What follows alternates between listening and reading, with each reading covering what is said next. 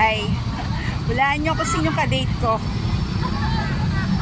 Si Lolo Bonnie, yan ang ka-date ko.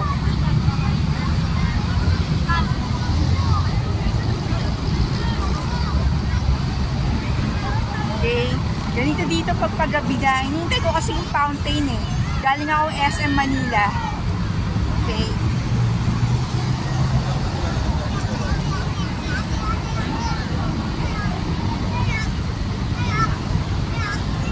Lagi natin sinasariwa ang mga nagawa ng unang katipunan sapagkat ito'y nagmarka sa ating kasaysayan. Higit sa lahat, nagmarka sa pitak ng ating puso, ng ating mga puso. Alam nyo ba na itong Bonifacio Shrine, itong tapat ng City Hall na to, dito nagsimula ang unang protesta para sa COVID pandemic. Yan, wala pang bakuna nun, may mga nagprotesta na sa lugar na to. Sino po yung mga pioneers na yan? Let me name them. Rock Gonzaga, si Paring Al Santillan, ako po, Mads Galario, Madi Bailon, June Vedad, Mary A, si Roldan Dalida, and some other guys, medyo nakalimutan ko na kasi matagal na yun, tsaka hindi na kasi sila active sa Facebook ngayon, pero for sure, naaalala pa nila itong pangyayaring to. Nung Rizal Day, December 30, yan, year 2021, I think, 15 delegates. Kasama po pa pala si Tom Pasqua, pero hindi ko na siya nakikitang active ngayon sa social media. Si Al, si Al hanggang ngayon nakikita ko pa. Some other guys din na po. Si Rock nakikita ko pa. Siyempre yan ang mga pioneers natin. At nung hindi pa po uso yung mga pagpoprotesta at mga rally-rally, dahil nga lockdown, maraming mga kabadoy, maraming mga takot na lumabas, binasa po namin ng katahimikan. Yun po, doon po nagsimula ang kauna-unahang protesta sa COVID pandemic 2021. So, wala pang bakuna noon. Minumulat namin ng ating mga kababayan na ang COVID ay hindi totoo. Ang mga datos na nilalabas ay fear-mongering. Yun po, ang mga paggamit ng rapid testing ay hindi accurate ang nagiging resulta.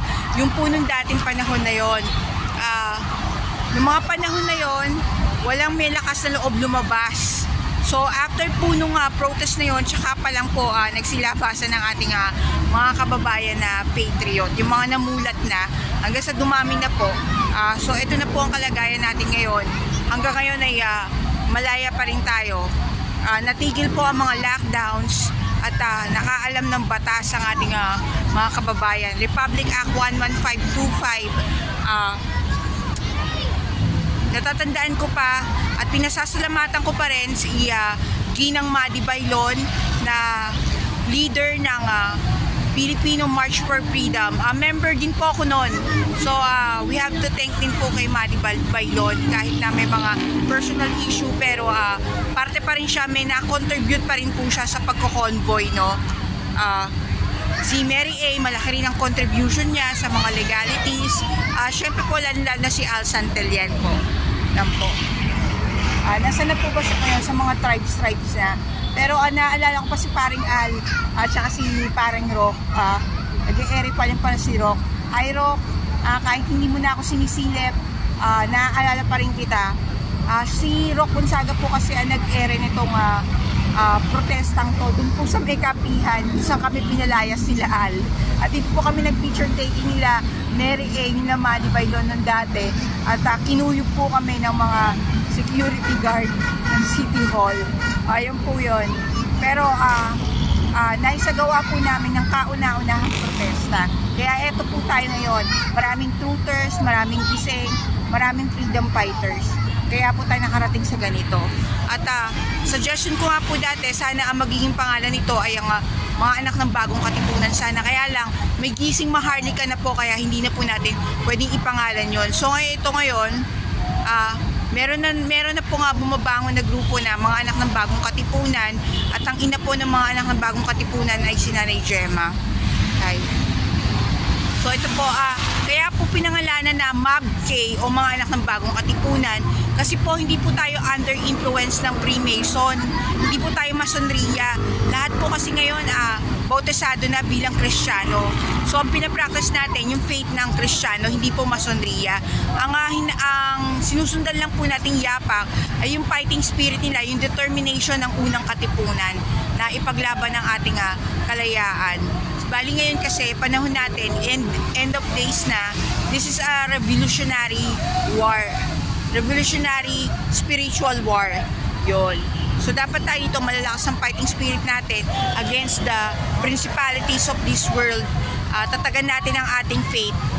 Yan po. Magagabi na po kasi. Pero gusto ko po kasi masaksihan yung fountain tsaka mahangin po. And then punta po ako sa likod, magkakain ng mga turo-turo dyan after ko magbayad ng bills at makinig ng mga music sa loob. Yan. Pero nakakain na po ako ng lunch. Matutulog na lang po ako pag uwi ko.